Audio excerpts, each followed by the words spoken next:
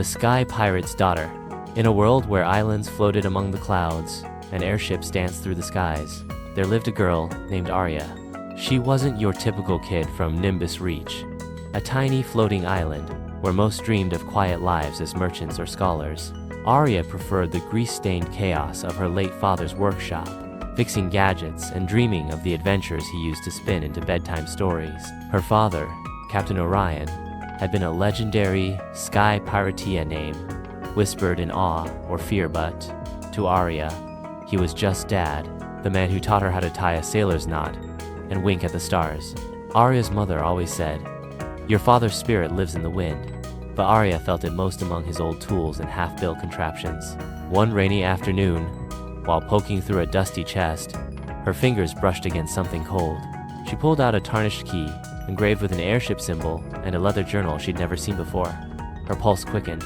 That symbol belonged to the Star Drifter, her father's lost airship. Hands shaking, Aria opened the journal.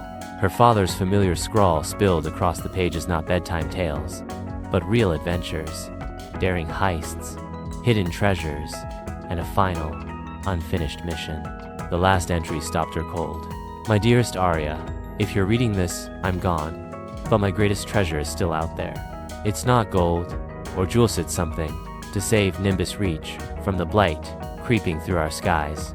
Find the Star Drifter. She's hidden where the stars kiss the sea. Trust the wind, my brave girl. You're ready." The blight of shadowy rot turning their floating gardens to dust was a mystery no one could crack. If her father thought there was a way to stop it, Aria had to find it, but she couldn't do it alone. Assembling the crew, Aria stood on the island's rickety dock, the key to the Star Drifter warm in her hand. The airship was tucked in a secret cove, just as the journal hinted, but flying it solo wasn't an option. She needed a crew.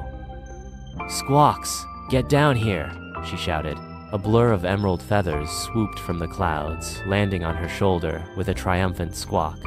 "Polly wants a cracker? Nah, Polly wants a punchline." The parrot puffed up proudly.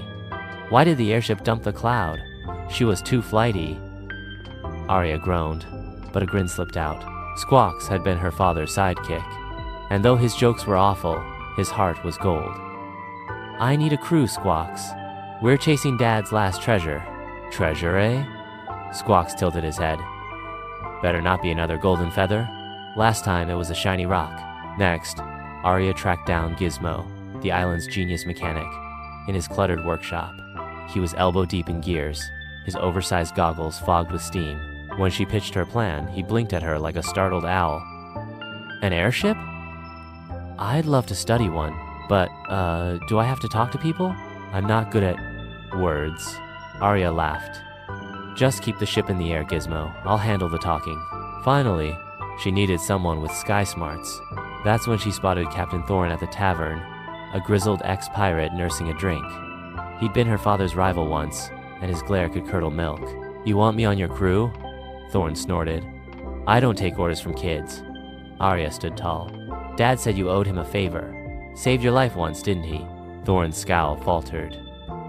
"Aye, he did. Fine, I'll join, but only 'cause I owe him, not you." With her misfit crew ready, Squawks, Gizmo, and Thornaria led them to the cove. There, shrouded in mist and vines, was the Star Drifter. She gleamed like a dream, her sails catching the light like stars. When Aria turned the key, the ship purred to life, and she swore she felt her father's hand on her shoulder. Into the storm, trouble found them fast. As the Star Drifter soared through the clouds, a storm brewed dark and wild, with lightning snapping too close. Squawks flapped in a panic. "Why don't clouds get invited to parties? They always bring the rain."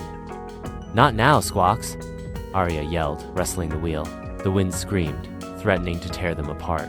Then, from the storm's heart, another airship burst into view, the Black Gale, captained by Vesper, a pirate as ruthless as she was cunning.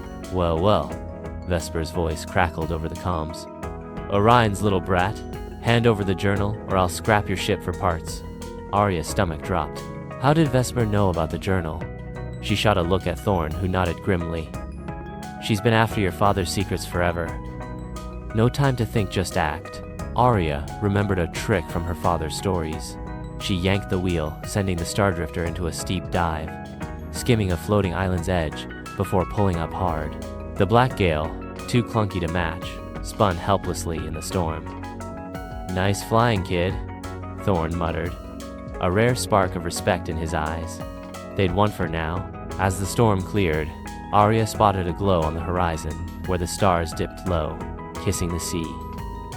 Her father's clue. They were close. A father's words. That night, with the crew snoring below, Aria sat on deck with the journal. A folded letter slipped from its pages sewn she'd missed. Her breath hitched as she read. "My brave Aria, if you've made it this far, you're already more than I dreamed. The greatest treasure isn't gold or glory, it's the people who sail with you. Trust them, as I trusted you. Love, Dad." Tears stung her eyes, but she smiled. She wasn't alone. Squawks, Gizmo, even crusty Thornette were hers now. Her family in the sky. The dragon's secret. Morning brought them to the spot where the stars met the sea. But instead of treasure, a massive floating fortress loomed, guarded by a sky, dragonette's scales glinting like the night itself. "A dragon!" Squawks shrieked. "Why didn't your dad mention that?" Aria's heart thundered. She had to think like her father. He'd said, "Dragons don't guard treasure, they guard secrets." Maybe this wasn't a fight. Stepping forward, she called, "Great dragon, we seek Captain Orion's treasure. We mean no harm." The dragon's gaze pierced her, then softened. Orion was a friend. He left something for his heir. With a sweep of its tail, it revealed a chest. Inside wasn't gold, but a map hand, a note. "The true treasure is the cure. Find it and save our skies." Aria's breath caught. The blight's source a cure. This wasn't the end, it was the start. As the Star Drifter sailed into the sunrise, Aria stood at the helm, her crew beside her. A world waited to be saved, and the wind was calling. What lay ahead? She couldn't wait to find out. Like and subscribe for more tales.